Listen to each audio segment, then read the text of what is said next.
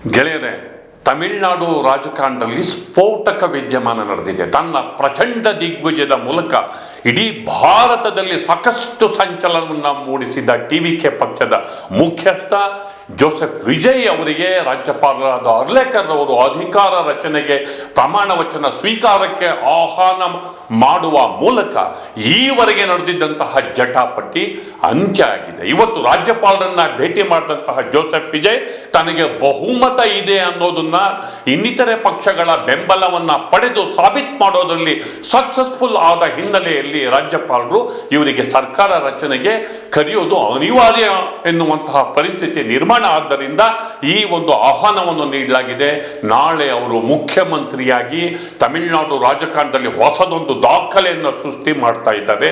ಈ ಬಗ್ಗೆ ಇಂದಿನ ಮಾತು ಮಂಥನ ಸ್ನೇಹಿತರೆ.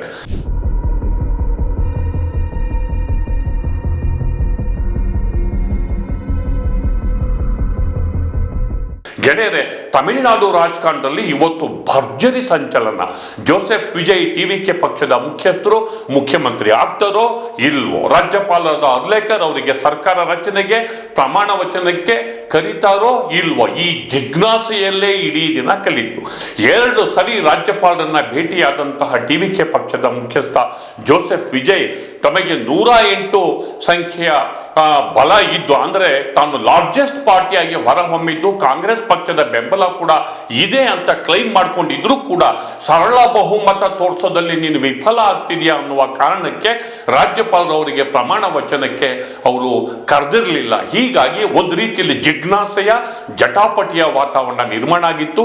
ಇದರ ಬೆನ್ನಲ್ಲೇ ಡಿಎಂಕೆ ಮತ್ತು ಎಐಡಿಎಂಕೆ ನಡುವಿನ ಸಂಧಾನ ಮತ್ತು ಮೈತ್ರಿ ಮಾತುಕತೆ ಆರಂಭ ಆಗಿದ್ದು. ಅಂದ್ರೆ ನೀವು ಬಿಜೆಪಿಯನ್ನ ಬಿಟ್ಟು ಹೊರಗೆ ಬಂದ ನಿಮ್ ಜೊತೆ ನಾನು ಮಾತುಕತೆಗೆ ಸಿದ್ಧ ಅಂತ ಹೇಳಿ ಡಿಎಂಕೆ ಮುಖ್ಯಸ್ಥ ಸ್ಟಾಲಿನ್ ಅವರು ಸಂದೇಶ ರವಾನೆ ಮಾಡಿದ್ದಾರೆ ಎನ್ನುವ ಸುದ್ದಿಯ ಹಿನ್ನೆಲೆಯಲ್ಲಿ ಇಡೀ ವಿದ್ಯಮಾನಕ್ಕೆ ಹೊಸ ತಿರುವು ಬಂದಿತ್ತು. ರಾಜ್ಯಪಾಲರು ಎಲ್ಲೋ ಒಂದ್ ಕಡೆ ಪ್ಯಾರಲಲ್ ಅಲಯನ್ಸ್ಗೆ ಅವಕಾಶ ಮಾಡಿಕೊಡೋದಕ್ಕೆ ಟೈಮನ್ನ ಎಳಿತಾ ಇದ್ದಾರೆ. ಅದಕ್ಕೆ ಜೋಸೆಫ್ ವಿಜಯ್ ಅವರಿಗೆ ಅವಕಾಶ ಕೊಡ್ತಿಲ್ಲ ಎನ್ನುವಂತಹ ಸುದ್ದಿಗಳಿಗೂ ವಿಶ್ಲೇಷಣೆಗಳಿಗೂ ಇದು ಕಾರಣ ಆಗಿತ್ತು. ಆದರೆ ಜೋಸೆಫ್ ವಿಜಯ್ ಅವರು ತಮಗೆ ಬೇಕಾದಂತಹ ಬೆಂಬಲವನ್ನ ಇತರೆ ಪಕ್ಷಗಳಿಂದ ಪಡೆಯೋದ್ರಲ್ಲಿ ಅವರು ಸಫಲರಾಗಿದ್ದಾರೆ.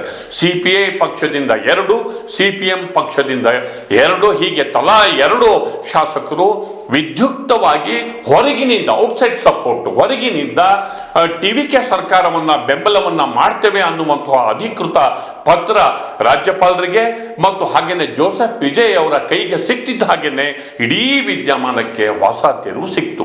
ಹಾಗೇನೆ ವಿಸಿಕೆ ಪಕ್ಷದ ಮುಖ್ಯಸ್ಥರು ಕೂಡ ಇಂಥದ್ದೇ ಪತ್ರವನ್ನ ಟಿವಿಕೆ ಪಕ್ಷದ ಮುಖ್ಯಸ್ಥರಿಗೆ ಬೆಂಬಲವನ್ನು ಕೊಟ್ಟು ಕಳಿಸ್ತಾರೆ ಎನ್ನುವಂತಹ ಚರ್ಚೆ ಆರಂಭದಲ್ಲಿ ಇದ್ರೂ ಕೂಡ ಆದರೆ ಆ ಪತ್ರ ರವಾನೆ ಸಂಜೆ ತನಕವೂ ನಡೀಲಿಲ್ಲ. ಇದರ ನಡುವೆ ನಡೆದ ಮತ್ತೊಂದು ಡ್ರಾಮ್ಯಾಟಿಕ್ ಡೆವಲಪ್ಮೆಂಟ್ ಅಲ್ಲಿ ಮುಸ್ಲಿಂ ಲೀಗ್ ಪಕ್ಷದ 2 ಸದಸ್ಯರು ಇದೀಗ ಟಿವಿಕೆ ಪಕ್ಷದ ಬೆನ್ನಿಗೆ ನಿಲ್ಲುವುದರ ಮೂಲಕ ಅಂದ್ರೆ ಭಾರತೀಯ ಜನತಾ ಪಕ್ಷವನ್ನ ಅಧಿಕಾರದಿಂದ, ಭಾರತೀಯ ಜನತಾ ಪಕ್ಷ ಮತ್ತು ಅದರ ಬೆಂಬಲಿತ ಪಕ್ಷಗಳನ್ನ ಅಧಿಕಾರದಿಂದ ದೂರ ಇಡೋದಕ್ಕೆ, ಎಐಡಿಎಂಕೆನ ಅಧಿಕಾರದಿಂದ ದೂರ ಇಡೋದಕ್ಕೆ ನಾವು ಟಿವಿಕೆ ಪಕ್ಷದ ಜೋಸೆಫ್ ವಿಜಯ್ ಅವರಿಗೆ ಬೆಂಬಲವನ್ನು ಕೊಡ್ತಿದ್ದೇವೆ ಅಂತ ಪತ್ರ ರವಾನೆ ಆದ್ದರಿಂದ ಒಂದು ರೀತಿಯಲ್ಲಿ ಇದೀಗ ಸರಳ ಬಹುಮತ ಸಿಗುವುದು ಬಹುತೇಕ ಅವರಿಗೆ ನಿಶ್ಚಿತವಾಯಿತು. ಅಲ್ಲಿಗೆ 108, ಸದ್ಯಕ್ಕೆ 108 ಸಂಖ್ಯೆ, 1 ಸ್ಥಾನಕ್ಕೆ 2 ಕಡೆ ಅವ್ರು ಗೆದ್ದಿರೋದ್ರಿಂದ 1 ಸ್ಥಾನಕ್ಕೆ ಅವರು ರಾಜೀನಾಮೆಯನ್ನು ಕೊಟ್ಟರೆ 107. ಕಾಂಗ್ರೆಸ್ 5 ಸ್ಥಾನಗಳನ್ನ ಅವರಿಗೆ ಕೊಟ್ಟಿದೆ. ಇದರಿಂದಾಗಿ 119. ಸಿಪಿಐ ಮತ್ತು ಸಿಪಿಎಂ 2 ಸೇರಿ 4 ಸ್ಥಾನಗಳು, ಅಲ್ಲಿಗೆ 117. ಹಾಗೇನೆ 2 ಸ್ಥಾನಗಳು UML ಪಕ್ಷದಿಂದ ಕೊಟ್ಟಿರೋದ್ರಿಂದ 119 ಸ್ಥಾನಗಳು ಅವರಿಗೆ ಲಭ್ಯ ಆಗ್ತವೆ.